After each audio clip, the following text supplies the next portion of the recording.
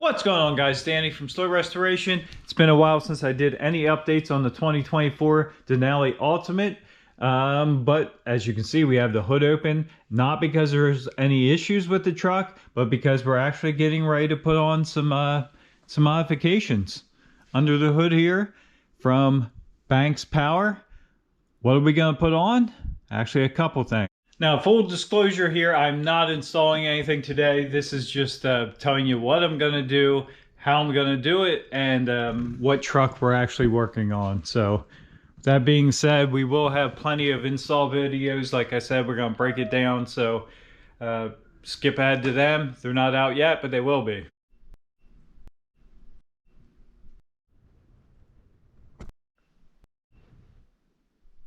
So I got a little carried away here and wanted to do an unboxing because this is actually pretty exciting to even unbox. It's got stuff on there everywhere as you're unboxing it to, I don't know, increase the excitement. But we got everything unboxed here. I checked everything out. So what do we actually have? We have the Monster Ram air intake for the L5P. We got box here with three things in it. We have the pod because we are doing a, get that back in there. Which one is this? Okay, so this is the pedal monster kit, and this is the Banks iDash. So wasn't completely sold on the pedal monster, but it's kind of the whole Banks kit here, and it supposedly is supposed to make a difference. I was always under the impression you could just hit the gas pedal harder yourself, but this does speed up.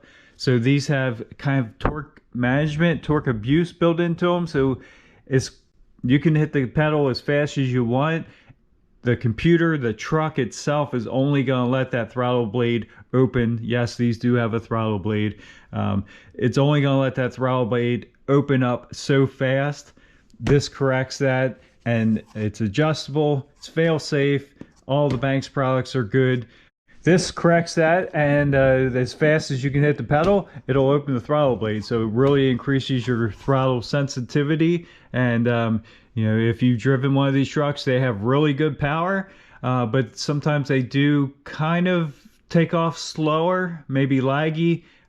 Some people call it dead pedal, but this fixes that. And then we have the iDash to monitor everything. Kind of excited about the iDash. Definitely excited about this. And then over here, as you saw, we have our boost tubes. Banks did package this really, really well.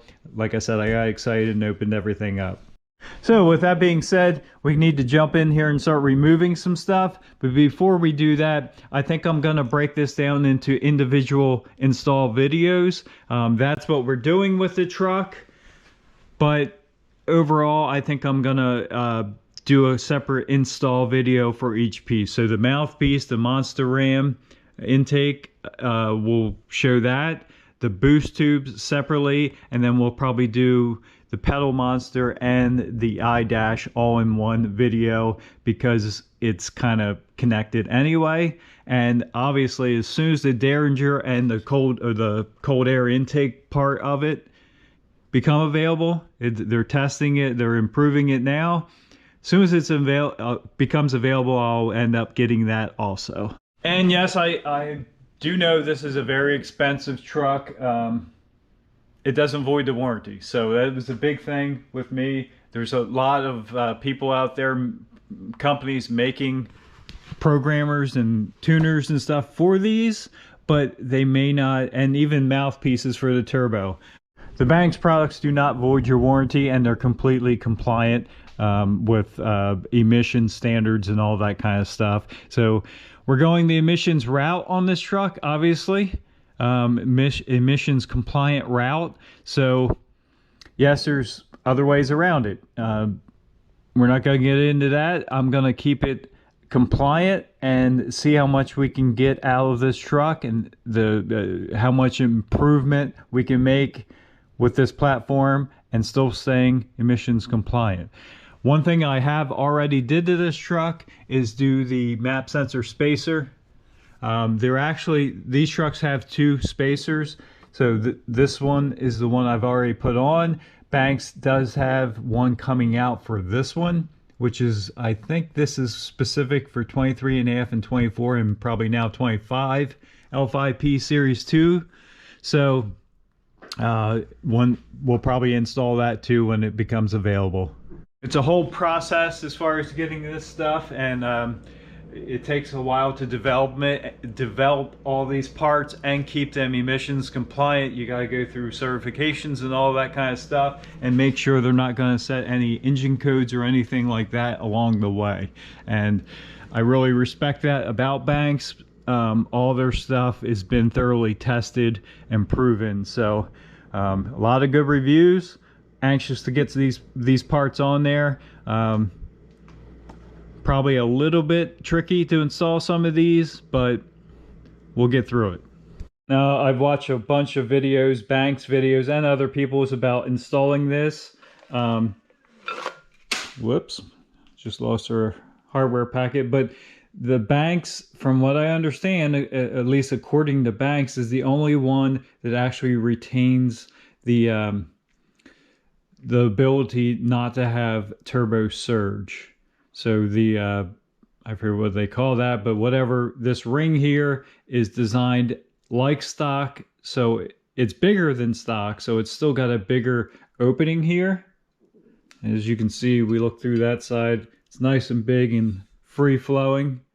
But this ring is designed so that anti-surge is still retained on your stock turbo, which is pretty important, again, for the longevity of the truck, and for, you know, if you put an aftermarket mouthpiece on that destroys your turbo over time, it's probably not going to be covered under warranty.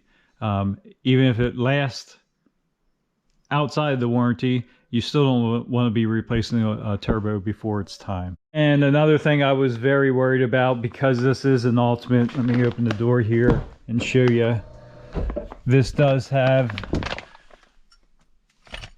I don't know if you can even see it, but they're leather suede covered Alcantara, whatever you want to call it, pillars. So didn't want to hack into that.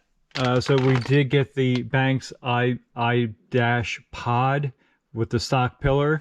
Use the stock bolt holes and stuff. Again, I'll go into all that when we install it, but they guarantee me this fits without messing up the outside of the cover. I think you do have to drill a small hole back in behind just to run your wires, but as far as visibly modifying anything, nothing to do except bolt this on. Definitely been loving this truck. Beautiful inside, very, very comfortable. We've did a bunch of trips in it. I've actually probably half the 9,000 miles has had a trailer behind it at this point, but they did a beautiful job of the interior and the refresh. That's what I was waiting on. So now we have it. We want to protect it. And like I said, all the Banks products do have, they don't mess with your warranty, and they are emissions compliant, which is pretty important to me at this point in the truck's life because it is so new. Who knows how long I'll keep it. Typically, I keep trucks, cars in general, for a good period of time, but who knows? We may end up trading this thing in. And I've heard rumors about a larger displacement Duramax, which could be very interesting, but we'll see how it goes. This thing has plenty of power, just like to refine it a little bit, and you can never have enough power, so that's why we're adding a little bit more. Now, like I said, this truck's been really good. Been really enjoying it. Probably not as much as I could be. We've been very busy with a bunch of stuff. Maybe we'll get into that at a later date, but truck's been good. No issues really at all. I can't really think of anything we've had issue with on this truck. Still haven't got my wheels and tires. I got a couple. The ones I really want for this truck are actually discontinued. So I've been trying to find an old stock set of them, new old stock kind of deal, but no success with that yet. So I might have to just go with a different wheel.